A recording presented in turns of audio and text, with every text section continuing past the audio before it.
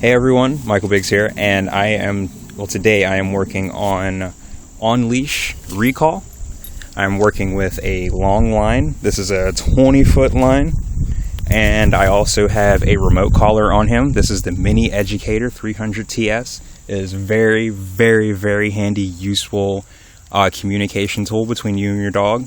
Common misconception of this though, it absolutely does not shock or zap dogs.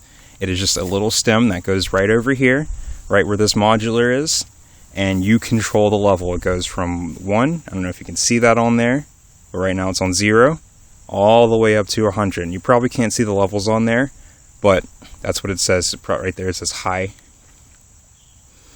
And just to use it simply, I use the continuous and the momentary. I don't really use the vibrate function for obedience training. That's more or less for just pulling out of distractions.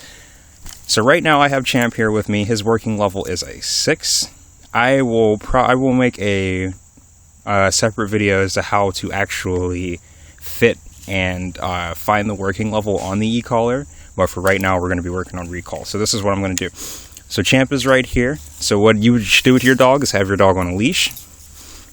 I have e-collar on, and basically the way the e-collar is going to work is when I say the command, pressure goes on, meaning I'm going to hold the continuous button, and when he commits to the command, I let go of the continuous button, which lets him know here, and all that tells him is that when I hold this button, that means you're listening and you're focusing on me, and then once you commit, I let go. Simple as that, and then once I let go, that's where he gets the praise. Again, there's no shocking or zapping involved. I do not harm my dog is not afraid of me, my dog will not fear me for using it. So, to start, you want to start with as little distance as you can manage. So right here, I'm just going to start with a couple of feet, and Champ here, pressure's on, he commits, pressure comes off, good, good, good. Goes into a sit preferably. Scratching and whatnot, but that's alright. So, then, I'm going to increase my distance, and for the and he broke command there, so that was just a quick correction, a no, and he goes right back to where he is. Anyway, so if I were, now it's picking up the leash. Now also one thing I want to note is that I do not teach stay. Stay is a command that should be built in, or at least that I build into my dogs. If I do not release, you do not break command. Simple as that. So then what you want to do is you can start out with a little distance and do that maybe 5, maybe 10 times, get it down until your dog has it down like a science. And then next thing you want to do is increase that distance. So I back up some more. Pressure on, Champ here.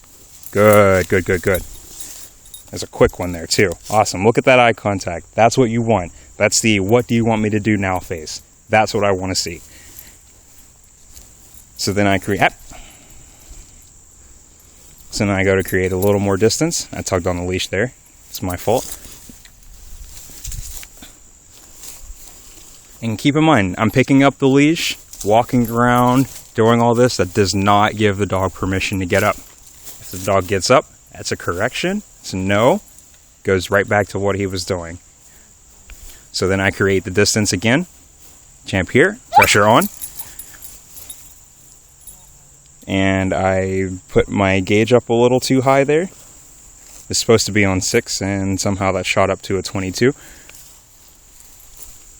But yeah, that's a perfect example there. He yelped. He was not in pain. It was more or less a shock. He didn't really see it coming, so it surprised him. So again, we're back on 6, like we should be. Sit. Good.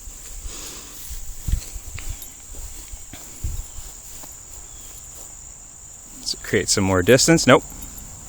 Sit.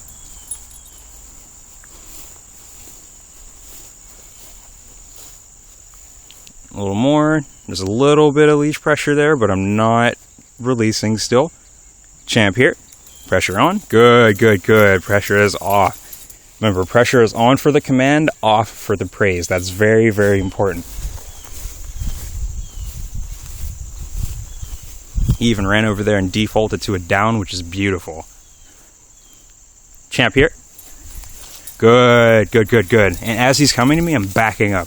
I'm actually making him work to come to me a little bit more. Good boy, good boy. So now, backing up a little bit more here. Yep.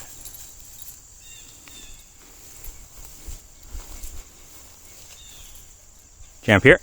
Good, good, good, good. Good. Walks over, right into a sit. Perfect, perfect. And look at that. What do you want me to do now? Thanks for asking.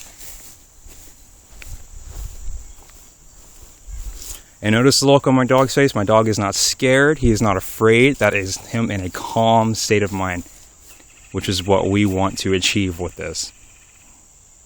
Jump here. Good. That was absolutely no e-collar pressure.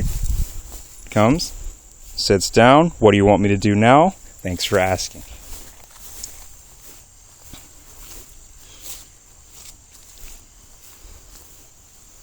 Now I actually drop the line there. I'm going to create more distance. This is my yard here. Pretty long. This is about half of the yard's distance. I'm basically backing all the way up to this fence here. Jump here. Good. Good. Good boy. I can't really back up that much more. Yep. Good boy. And sometimes just a simple touch is all you need for praise. Some dogs get really, really excited when you start petting them, and if that's the case, I take the praise back a little bit. It can be non-verbal.